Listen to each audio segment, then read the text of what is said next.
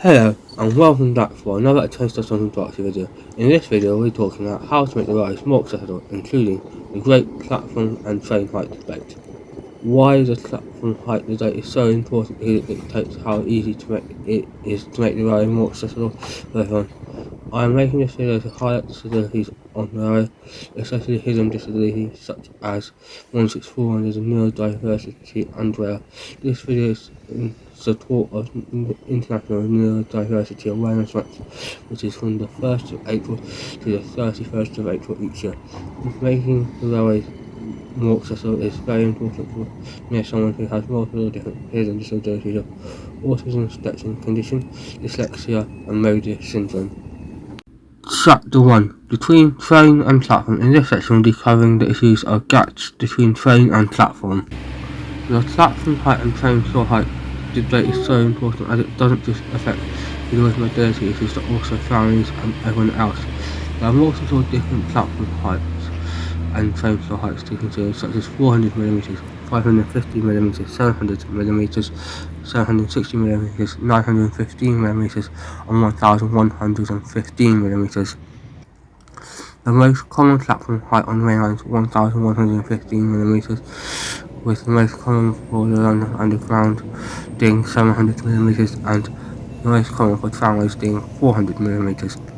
When the platform and train heights nearly match or match, you can create a more accessible railway, something called level boarding. To do level boarding, the horizontal gap has to be no more than 75mm and vertical gap no more than plus or minus 25mm. 400mm platforms are only used on the national network in Wolverhampton and the Sheffield Tram train lines. This only provides level boarding with the tram trains, but it is a standard height for low-floor tramways like Western Metro and Croydon Tram Link.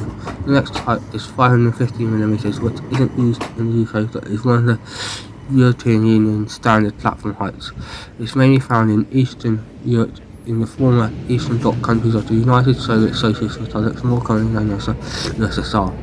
Then the next height is 700mm, which is used at most platforms in Scotland on the Great Western Main and the London Underground deep level lines. Then it is 760mm is the other EU standard, which is used on HS1 international platforms. Then it is 915mm is the platform height, which is used by the Tyne Metro, Manchester Metro Link and the very small stations on the national network site Sunderland. 1115mm, which is used as the national standard platform height, which is ready for the main users of this are Heathrow Express, Elizabeth Line, London Overground's East London Line and Godland Island Line and the future HS2. 1115mm platforms allow for the largest trains in the UK, which will be 3.2 metres wide on both dedicated high-speed lines and classic lines. Other platform heights limiting train widths to 2.65 metres at shore height. I would recommend 1115mm standard to be followed, as it's easier to add more height to the platform than remove height from a platform. Chapter 2. At the stations. In this section we're really talking about making the railway stations more accessible. But just doing level boarding doesn't make the railway completely accessible, as it needs to be conjoined with other ways to make the railway more accessible, including adding lifts and ramps to the stations. This then allows the railway to become more accessible, as access on platform to the street is no longer a diversity to with mobility issues. Adding lifts and ramps has the side benefit of making it easier for families to get to and from the platform with both key items like push chairs. Making station step free allows even for when there isn't level boarding between train and platform.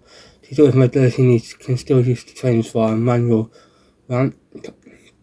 We also need to reduce the number of unstaffed stations and increase the number of opening times for the officers, so that then the blind and partially sighted can use the railway more effectively, as they don't have to struggle with ticket machines. We successfully lobbied to keep the ticket offices open last year, so we can lobby to increase the number of ticket offices, not just to help with the sale of everyone else, as ticket offices allow cheaper tickets as they can do split ticketing, which ticket vending machines or TVMs can do not for short. This also has the benefit of it has an issue with the TVMs until they don't have a smartphone. You can still travel, or you are in areas with no to limited mobile signals, such as the county of Suffolk in the southern part of England, which has terrible mobile phone signal within the North and South Downs. Also, passenger assistance could be improved by providing more staff, as well as including signage for the step-free ways. Also, leading on from the platform train interface, you will never be able to have a fully level doors in network without making the railway less accessible in the process, so there will always be a need for passenger assist. The Watford D line is a great example of this, where level boarding is impossible for all trains as the platform and train floor heights vary so much. Chapter 3. Around the railway in general. This is for types which fit into more than one area. It isn't just mobility needs which need to be considered to make the railway more accessible. We also need to meet the needs of hidden disabilities such as neurodiversity. We need to reduce the overstimulation from the railway for neurodiversity by replacing fluorescent lighting at stations and on trains with LED lights, which have the side effect of reducing power usage, as well as we need to remove unnecessary signal sounds such as some of the drive systems on units and replace required to drive systems such as the replacement of DC motors with AC motors. This should extend to keeping the quiet coach for quiet neurodivergent people who need the quiet to prevent overstimulation. Also, train operating companies should be more strict the enforcement of coaches, as earplugs like loops only do so much, and therefore train operating companies have also help reduce noise. This could be by moving the quiet coach to a trailer coach and or away from the locomotive to reduce the traction noise to a minimum. There is a distinct lack of accessible toilets for all at most stations and on most trains, with the exception of the Bombardier Voyager family of trains, which has a fully accessible toilet in every coach. This should be how all the trains with toilets and most stations only having a single disabled toilet at most, if they have one.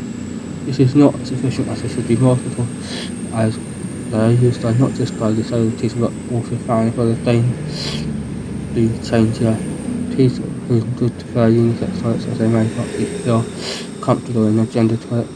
Disabled toilets are for both visible and hidden disabilities, so you should never question anyone who uses a disabled toilet as to why they probably have a legitimate reason to use this toilet, but they may need to use a catheter or that are able-bodied. I'd like to see this same in the disabled toilets as non-disabled toilets. Ideally, all toilets should be disabled toilets. Then, if someone is using one toilet, a disabled person can use a non-disabled toilet rather than having to wait, as they may not be able to hold it in for too long. The Govia Thames Link railway stations to say the toilet size is just perfect, with the phrase "not all disabilities are visible," which should be rolled out to every disabled toilet on the railway. The ticketing system currently in use could be made more accessible by reducing complexity, which would help disabled passengers and at the same time the price of rail travel should be cut to be more competitive with the prices in Europe. By improving the ticketing system, this would reduce congestion on the road by reducing the cost of train travel. It makes it more affordable for low and low income households to get around on public transport. Also, by improving the ticketing system, this would help make the railway more accessible at disabled people need on average an extra £900 a month to live because of the increased needs for public transport. Thank you for watching. I would love to know how you would improve the accessibility on the railways. Please like, comment, share and subscribe to Train Setup in Berkshire.